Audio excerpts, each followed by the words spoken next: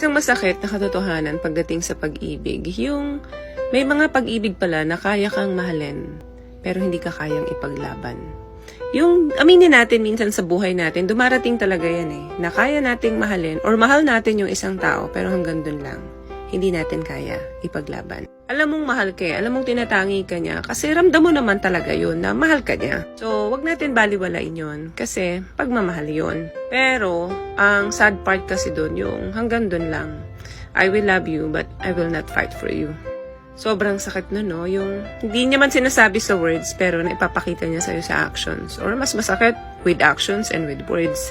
Kasi syempre, in-expect mo talaga na once yung tao mahal ka, kayang-kaya ka ipaglaban. Gagawin niya lahat para sa'yo.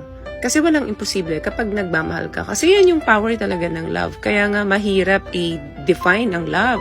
Love conquers all. Very magical. Diba? Ang hirap ma-explain ng love. Kasi nga, yung power ng love is very powerful. Meaning, kaya lahat gawin, kaya lahat ipaglaban yung mga bagay na akala mong hindi kaya ipaglaban.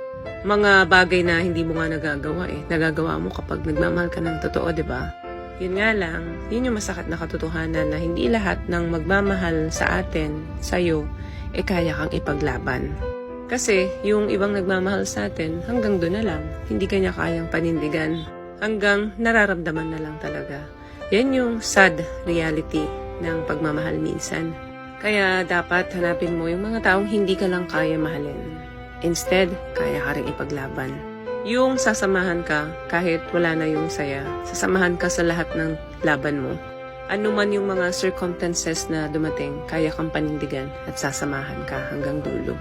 Ang sarap kaya nun, pakaramdam mo ang lakas-lakas mo. Pakaramdam mo kayang-kaya mo gawin lahat para dun sa pagmamahalan nyo. Kasi ang pagmamahal, either they make you or they break you.